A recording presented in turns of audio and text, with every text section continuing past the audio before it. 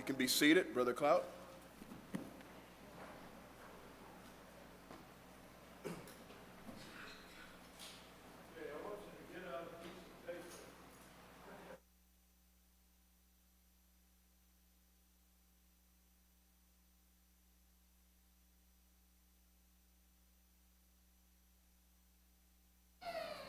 And take a little test. Now see, the pastor got out of this by taking her out of there. Not only that, he was cheating a while ago trying to study.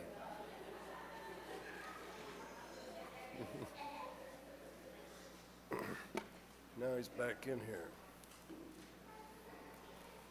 All right, here's the test. There's 10 questions, 10 simple questions from the PowerPoint we just looked at. If you miss 4, you fail. If you miss 4 or more, you fail. Passing is 70%. Number 1, Tarsus is in what direction from Derbe? Get your stuff going there.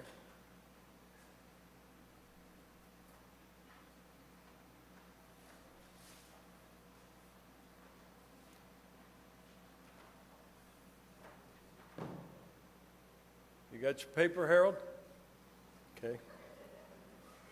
Tarsus is in what direction from Derbe? Number 2, the major Roman roads were about how wide? Major Roman roads that we looked at, about how wide? Number 3, what sea did Paul cross from Troas to Philippi? What sea did Paul cross from Troas to Philippi? Number 4, who was Alexander the Great's father? Alexander the Great's father. This is so simple. Number 5, what was the name of the territory that he ruled? The name of the territory that he ruled. Alexander the Great's father. Number 6, Octavian became what Caesar? Octavian became what Caesar? Number 7, what was the name of the highway that ran from Byzantium to Italy? The highway that ran from Byzantium to Italy and also from Philippi to Thessalonica, that highway. Number 8, what was the name of the main north-south road in a Roman city? Which we mentioned many times already. The name of the main north-south road in a Roman city. Number 9, what was the chief god of the Romans? Who was the chief god of the Romans? And number 10, what was this god called by the Greeks? So you've got to get these names right here. The chief god of the Romans, and they had a name for him, and then the same god was called something else by the Greeks. That's number 10. All right, I'm going to give you the correct answers. You're going to have to be honest here and grade your own paper. Yes, sir? Number 4, father. You don't get any repetition in my courses. You got to get it the first time. But since I didn't make that clear, number 3 is what sea did Paul cross from Troas to Philippi? But in my classes in Bible college, you can't ask that. You get it the first time or you don't get it. And you keep up or you're lost. Because that's part of the discipline of learning. All right, you ready for the test? The answers. Number 1 is east. Number 2, mark an X on the ones you missed. Number 1 is east. Number 2 is 20 feet, about 20 feet. Number 3, Aegean. Aegean, I don't care how you spelled it, but something like that. Aegean. Number 4, Philip II. And if you just said Philip, that's okay too. Number 5, Macedonia. Number 6, Augustus Augustus Caesar. Augustus, our Caesar Augustus. 7, Via Ignatia, or Ignatia. 8, Cardo Maximus. Cardo Maximus. Number 9, Jupiter. Number 10, Zeus. Got to be in that order. How many of you missed 3 or less? 3 or less. Keep your hands up for a second. 3 or less. My point is, you don't get much just by watching something. You think you are. Well, I got that. You don't got it. You don't have it. Very little of it, right? We just proved that. Because those were not the deepest questions I could have asked of that material, just surface things. And so we've got to be more serious about education, and that is true for any of these Bible things, so that we really get it, and then we can really use it. Now we want to continue with these pictorial studies.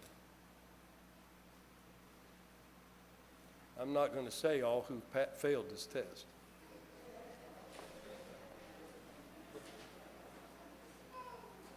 Ruth failed it.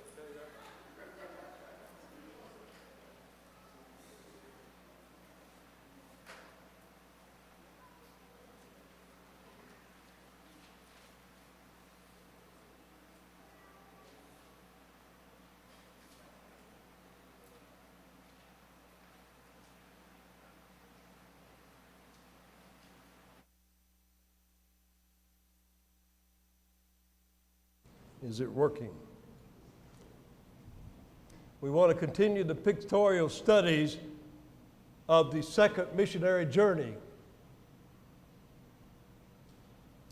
And so, the Apostle Paul, the Bible says, they came to Thessalonica. He came to Thessalonica, and as his manner was, went in unto them, and 3 Sabbath days reasoned with them out of the Scriptures, opening and alleging that Christ must needs have suffered and risen again from the dead, and that this Jesus, whom I preach unto you, is Christ. And some of them believed and consorted with Paul and Silas, and of the devout Greeks a great multitude, and of the chief women not a few. And so again persecution arises.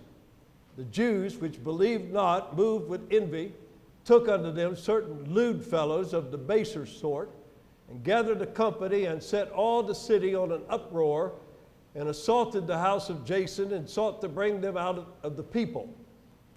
And when they found them not, they drew Jason and certain brethren unto the rulers of the city, crying, These that have turned the world upside down are come hither also.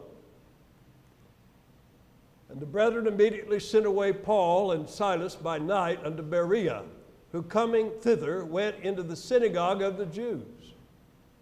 So they went down to Berea. These were more noble than those in Thessalonica, in that they received the word with all readiness of mind, and searched the Scriptures daily whether those things were so. Therefore many of them believed, also of honorable women, which were Greeks, and of men not a few. And so now Paul goes to Athens. Then immediately the brethren sent away Paul to go, as it were, to the sea. But Silas and Timothy abode there still, and they that conducted Paul brought him unto Athens, receiving a commandment unto Silas and Timothy for to come to him. For all speed they departed, left Paul alone in Athens, most celebrated city of ancient Greece, major seat of learning and art, famous in secular history. So here we have a reconstructed drawing of ancient Athens based on historical writings and archaeology.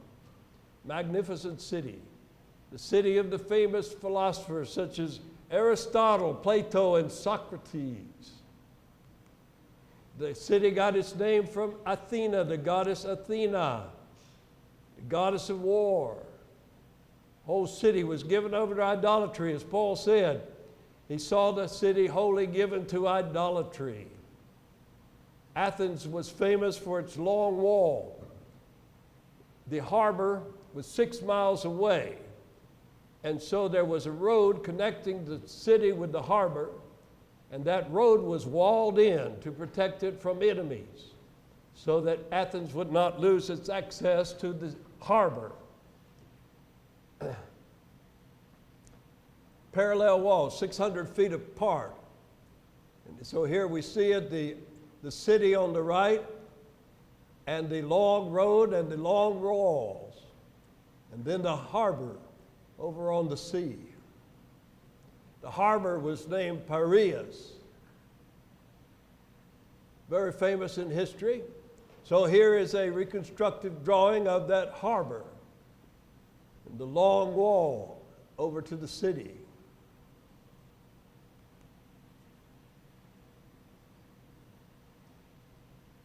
And so Athens had to use that wall multiple times.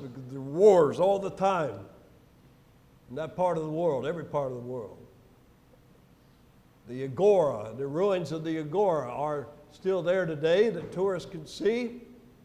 The center of political life, the marketplace, speeches were given there. And so these are the ruins of the Agora today, the ancient Agora. Marketplace,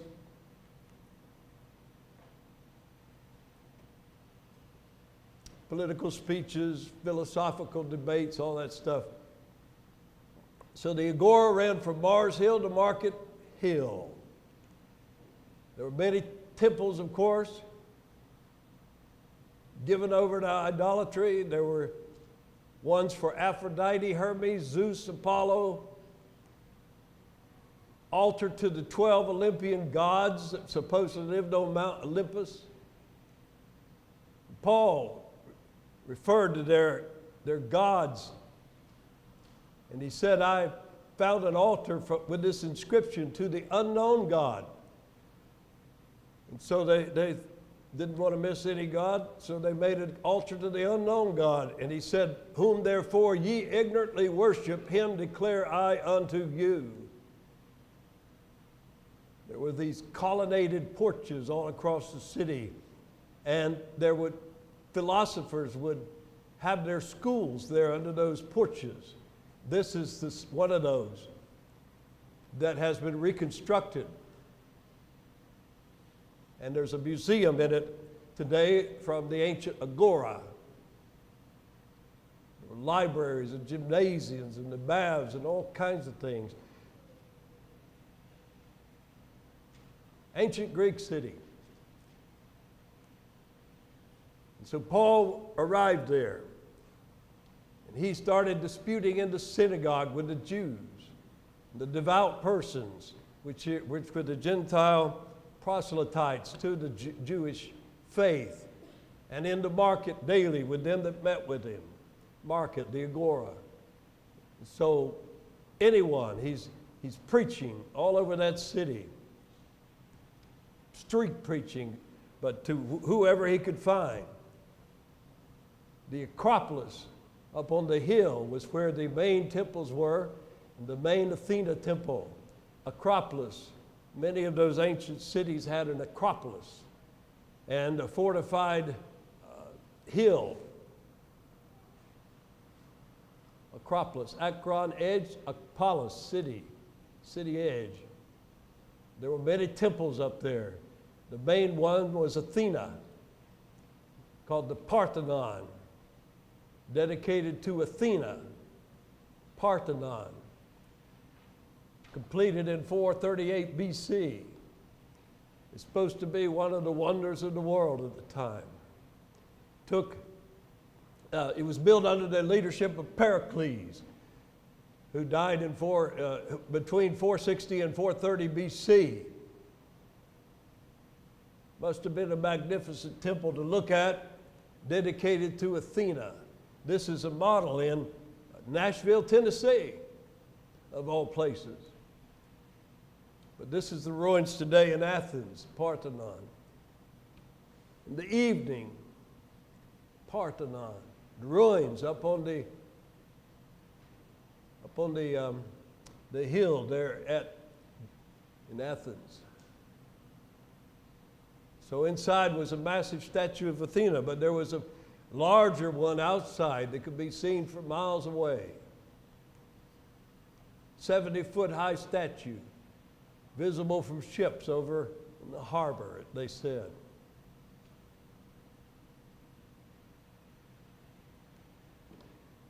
On the south slope of the Acropolis was the theater of Dionysius, filthy god, 17,000 seat theater. Here's the ruins today, built in the 6th century. That was the original Greek theater. It came to model for hundreds and hundreds of Greek theaters, and then the Romans copied it. This is a view from the Acropolis today of the ruins. It was built on that hill. Seats from the ancient theater. Reconstructive drawing of that theater from Paul's day.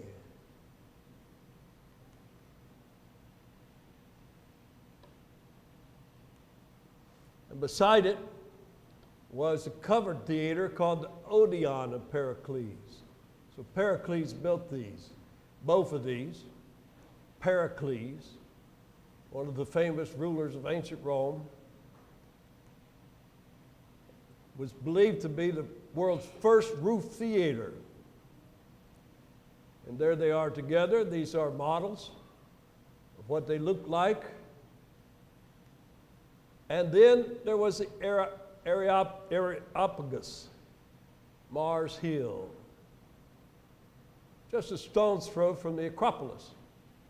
So another one of Athens' hills, and that's Mars Hill, or Areopagus. It's the same thing. Ares was Mars, so the hill of Mars, looking down from the Acropolis onto Mars Hill today. Nothing up there, but there used to be political assemblies and debates up there. So here's the view of the Acropolis. Paul preached on Mars Hill, and so he would have seen out across there, seen the Athenian temple, Parthenon. But the Senate met up there in ancient days. Senate composed of the aristocrats, the nobles. And so that's where Paul preached to the philosophers. They wanted him to preach to them. They said, "What's this man saying?" Certain philosophers of the Epicureans and of the Stoics. Those were two famous ancient philosophical schools in Greece. They encountered him, and some said, "What will this babbler say?" Others, "Some, he seemeth to be a settled forth of strange gods," because he preached unto them Jesus and the resurrection. They took him and brought him unto Areopagus, and saying, "May we know what this new doctrine whereof thou speakest is." So today there's a plaque. There's actually a plaque there in Greek, the whole sermon of Paul from Acts 17. For anyone who speaks Greek, and they do, because that's Greece. What time does this one end? I forgot to look again. Huh?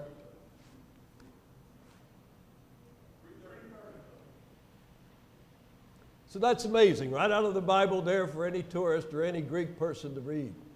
And when they had heard of the resurrection of the dead, some mocked, and others said, "We will hear thee again of this matter."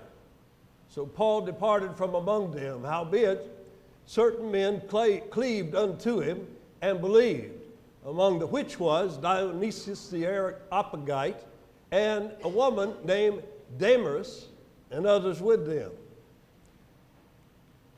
So he went to Corinth. After these things, Paul departed from Athens and came to Corinth. So he's down in Achaia, Macedonia in the north, Achaia in the south, the province of Achaia. Roman provinces that had multiple cities within their boundaries. Corinth, a little bit west of Athens. So here we have it. Across the Aegean Sea from Asia, where the 7 churches of Asia were located, Revelation 2 and 3. 2 major provinces that divided Greece at that time, Macedonia and Achaia.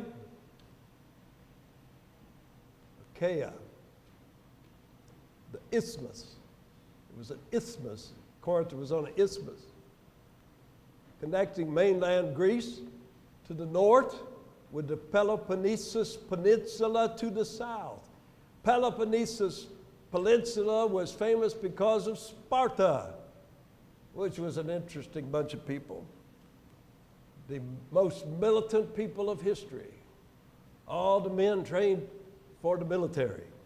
Sparta was all about being soldiers. And so between Athens and Sparta, distance was about 45 miles, halfway, just about halfway between those cities.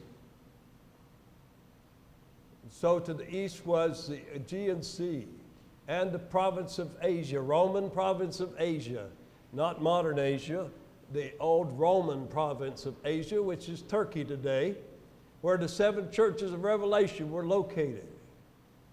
Right there. That Jesus addressed in Revelation 2 and 3. To the north was Philippi, and there's Troas, where Paul had the Macedonian call. A lot of Bible history takes place in that territory. Corinth grew wealthy because of its location on these major trade routes, north, south, east, and west,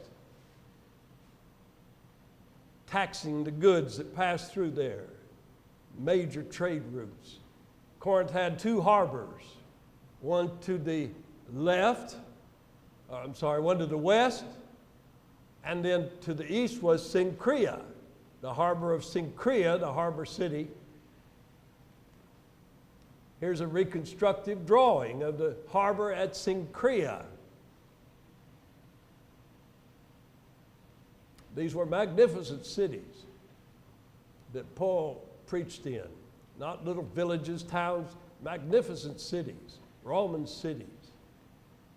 Corinth was a famous maritime city, and it built ships, warships, and also trade ships.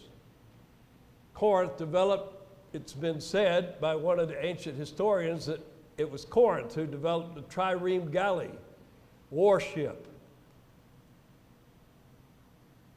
A 5-mile stone road was built across that peninsula, that isthmus, and there a piece of land dividing 2 bodies of water. 5-mile stone road to transport goods and ships. It's called the Dionysius. Very famous in history. It was paved with limestone. Now, this is the only little part of it that's left over in the western end. But goods were transported. The ships would come into the harbor, offload the goods into wagons, go across that road, put them back in another ship. But they also transported ships on that road across that Dionysius.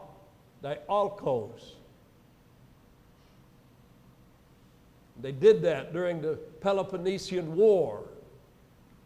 The Spartans transported ships across there to more quickly get across into the Aegean Sea and for the wars. They even transported triremes, these big warships, about 100 feet long, 16 feet wide, and they transported them down that road. It was estimated that 110 to 140 men were required to pull that vessel in some kind of wheeled mechanism. Remained in service for 650 years. The Isthmian Games were held there, part of the Olympic Games. They began in 584 BC, and people would come from all over that part of the world to see these games. So it brought in a lot of income to Corinth. These games were devoted by the sea god Poseidon. There was a large temple to Poseidon there. There's the ruins of that temple today. Poseidon and Isthmian Games. They were part of the Pan-Hellenic Games, Pan-Greek Games. 4 cities.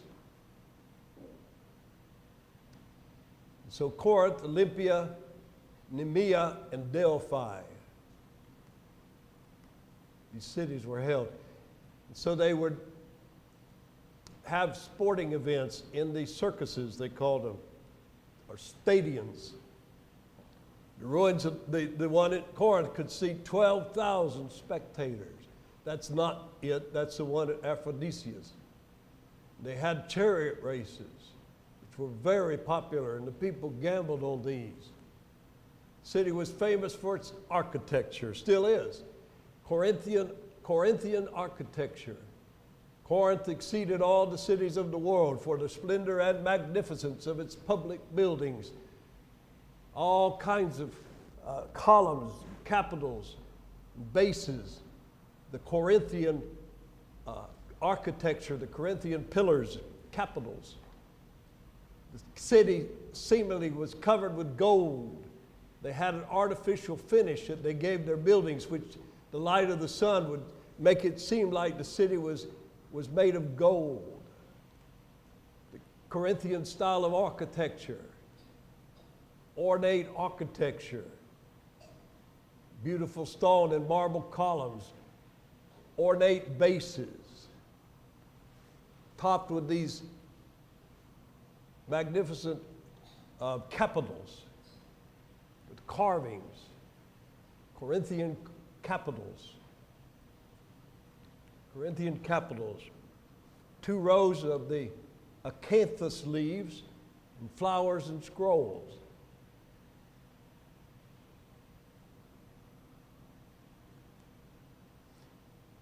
This is from the ruins of Ephesus. That's a Corinthian capital, very famous in history. That kind of architecture spread all over the world. It's still used in places.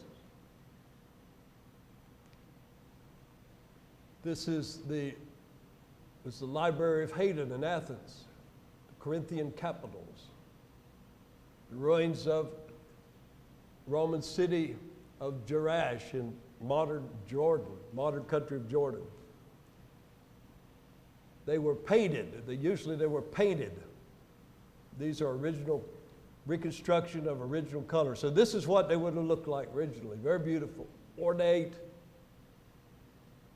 tops of all these pillars. And so they had the Corinthian order of architecture, and before that was the Ionic and Doric, famous for architecture.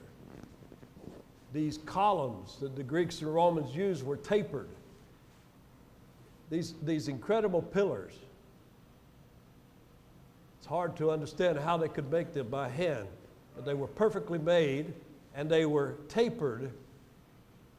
It was an architectural trick to make the columns look straight. When viewed from ground level, a straight column appears to get larger at the top, so they made it smaller at the top as an illusion. It's amazing architecture. Corinthian columns were often fluted and filleted. The flutes and grooves cut into the column, and the fillets at the edges between the flutes. So here it is. Flutes with the small fillets. And the flutes are the carved in part. The fillets are outside, the edges.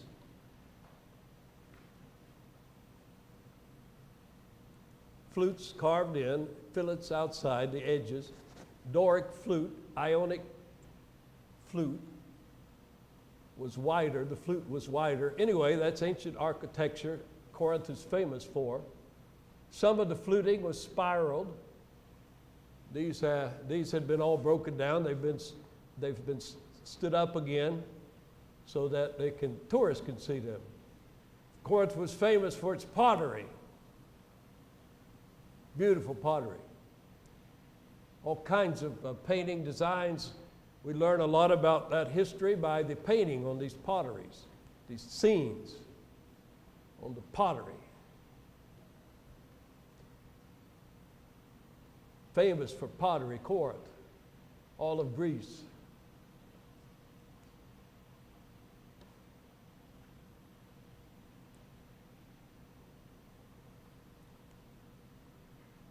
These objects are preserved in museums, and it gives us an excellent view, excellent understanding of the ancient times behind the Bible. That very, very helpful. Oriental Institute here in Chicago is one of the best in America to see the historic background of the Bible, the times, the Assyrians, the Greeks, the Romans.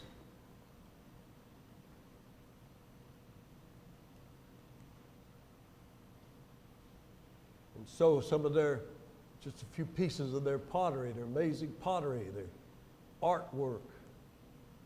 Corinth was the center of literature, learning, on par with Athens in its fame in ancient times. Cicero called it the light of all Greece. Light of all Greece. Actually, it was darkness, spiritual darkness. Diogenes, one of the founders of the Stoic philosophy, spent his last years in Corinth. Stoics, Epicureans, and different camps of philosophy, schools of philosophy, operating there in Corinth and all over Greece. The church in Corinth was in danger because of its culture. They were in danger, and Paul had to write sharp letters to them to keep them from adapting to their culture. He warned them about philosophy and man's wisdom and adopting to the culture around them. He said, the preaching of the cross is to them that perish foolishness, but unto us which are saved it is the power of God. For it is written, I will destroy the wisdom of the wise. Well, Corinth's right in the middle of the so-called wisdom of the wise. But God said, I'll destroy it. It's nothing. And will bring to nothing the understanding of the prudent. Where is the wise? Where's the scribe? Where's the disputer of this world? Hath not God made foolish the wisdom of this world? Eventually, Paul's warning was ignored. The churches did mix Greek philosophy in with the Bible. One of the centers of that was Alexandria, Egypt. And that's where many of the church fathers, so-called, came from, including Clement and Origen and Eusebius and Jerome and Augustine. They were all mixing Greek philosophy in with the Bible. They were corrupting the churches. They invented the spiritualizing method of interpreting Bible prophecy. All came out of Greek philosophy. Churches being corrupted by adapting to their culture. And so here's Corinth today, looking toward the harbor and the Ionian Sea. The old cities in the center of the photo. The Acropolis, that was their Acropolis. Temple Aphrodite and other temples were up on that hill. This is the Acropolis today. Fortified Acropolis, citadel, fortress. And so the Gulf of Corinth, the Ionian Sea's out there. City of Corinth down below, the ancient city down below in the plain. These were the ruins in 1847. 1847, wasn't anything left hardly. All covered over with dirt mostly, what was left. A reconstructive drawing of the Acropolis and the city below and the sea out there. Ionian Sea, Gulf of Corinth. Again, this is a reconstructive drawing. Very nice reconstructive drawing. The kinds of things Paul would have seen every day in these Roman cities. Magnificent cities. It's a mountainous area. This is looking east towards Syncria. So this is the ancient Roman road, still part of it existing, entering Corinth. Paul would have walked this road. The Cardo Maximus, main north-south boulevard in every Roman city. The Acropolis back there. Cardo Maximus. This is part of it, still standing today, still very nicely preserved today. It was 1.3 miles long, 50 feet wide, magnificent boulevard. It would have been lined with beautiful columns, porticos, which is open, covered porches, fountains, beautiful fountains. These are ruins of the Pyrene Fountain, ruins of the little theater, the Odeon, ruins of the large theater, all these cities, all these Greek-Roman cities, ancient theater of Dionysius. Now this is the one in Athens. Seated 12,000. Reconstructive drawing. That's not in Athens. That is in Jordan. And but all of them were like that. The reconstructive drawing. Here's the Odeon, the theater, Corinth.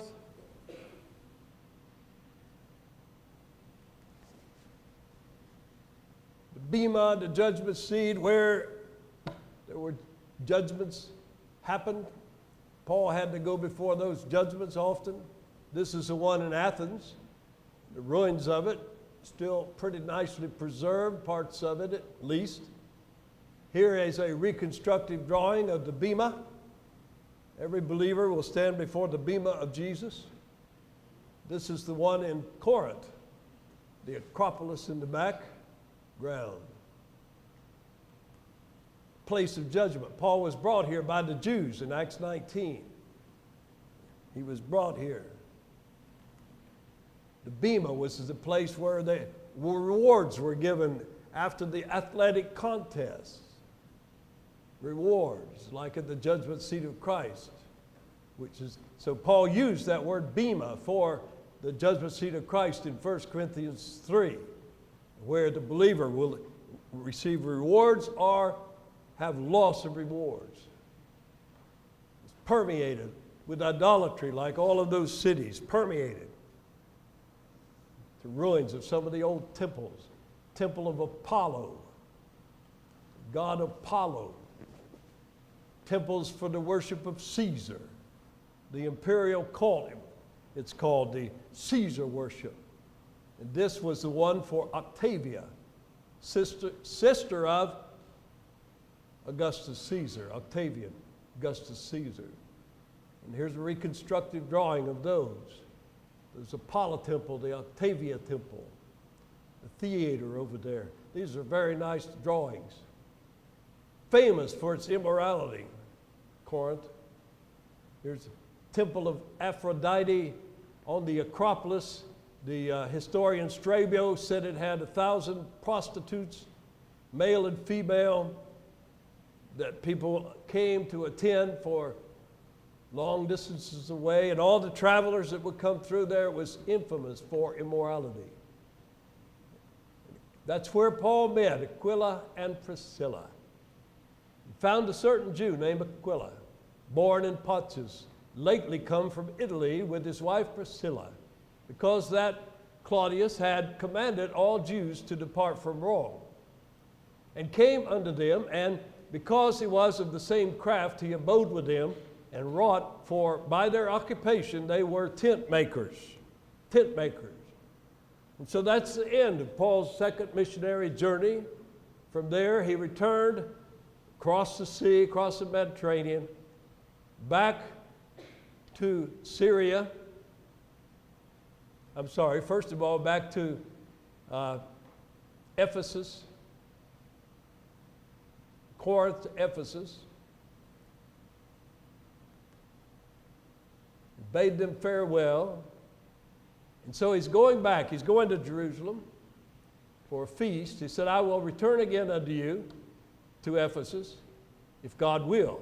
And he sailed from Ephesus, and when he had landed at Caesarea, we've seen a lot about that city that Herod built, the artificial harbor where Philip lived with his daughters. Paul comes back to Caesarea in Israel. And he'd gone up and saluted the church, and he went down to Antioch. And so he's going to Antioch, back where he came from, the end of the second missionary journey. We'll stop there.